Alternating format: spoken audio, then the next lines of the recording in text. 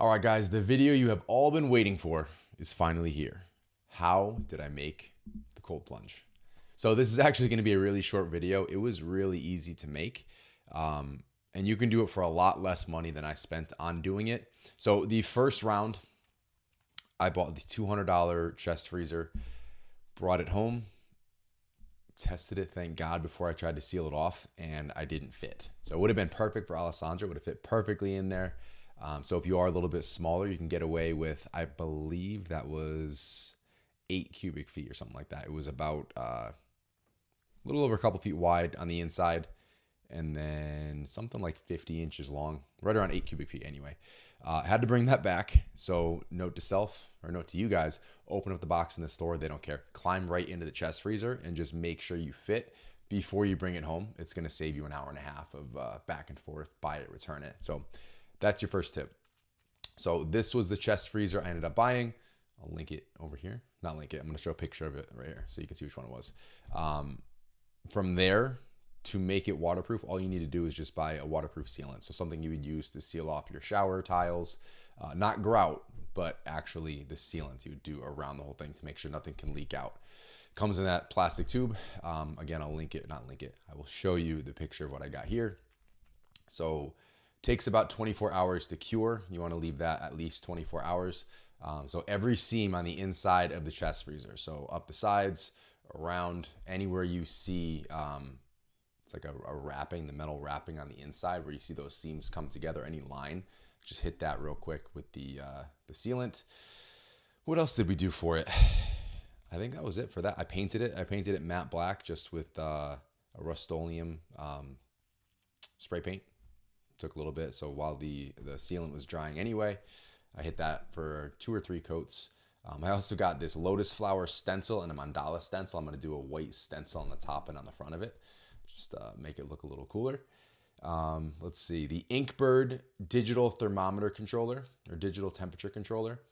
Show you the picture I got from Amazon. And then the aquarium UV filter. So not just a regular aquarium filter with just like circulating the water and pulling it into the filter. It's also got a UV filter on there as well to kill the bacteria. So I'm still probably going to change the water every few weeks, maybe once a month, depending how well it holds up. It is holding up surprisingly well right now. But just for peace of mind, I'll probably dump that out at least once a month. That was it. That was the whole build. Show you guys the video of the whole plunge.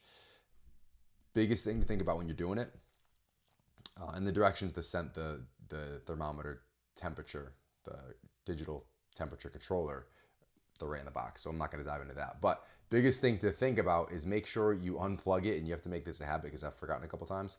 Before you get into the plunge, unplug it. If anything happens, God forbid, get electrocuted. So unplug the whole thing, make sure it shuts off, make sure all the lights are off before you get into the cold plunge. Do not forget about that. I have it set right now at 41 degrees. I'm going to work it down probably to 37. The first week we did 45. The second week we did 41. So it's been sitting there since the second week. The way that controller works, the temperature controller, is that you plug the freezer into the cooling outlet. It says heating and cooling. Plug it into the cooling outlet, and when you set the temperature, I think you can set the range so within plus or minus 2 or 3 degrees. But if it goes above that temperature, beyond the 2 or 3 degrees you set it at, it will kick on. So the power actually shuts itself off when it gets to temperature. So that's how it kind of stays right in that range. And you could use it for if you're heating stuff as well. There's a heating outlet, but that's kind of how that controller works. There's a little, not a string, but like a cable that you drop down, you leave it in the plunge. So it constantly registers the temperature for you so you can see what that's at. And again, it'll adjust itself. It'll kick back on when it needs to cool back off. Very easy to use, very easy to maintain. I don't leave that filter running 24/7. The first time I left it in there almost a full day, then I take it out and I'll leave it basically between plunges. So maybe it's on for 12 hours and I don't even put it back in every single time as long as it looks pretty good. It's in there at least every other day though. But I think that was it. That's the whole video. It's a cool plunge. It's so much more convenient than dumping ice in there, refilling and emptying the stock tank. Stays way cleaner, obviously, because it's sealed off and it's got the filter going, and it's just way more economical. So the chest freezer I got ended up being $600. The first one I bought was $200. You guys could also go on Facebook Marketplace, find a used one, clean it out before you jump in there. But you could do this really cheap. Like the thermometer, the thermostat, it's like $50, $60. The filter was another $50 or $60. So together they might have been $100, $110.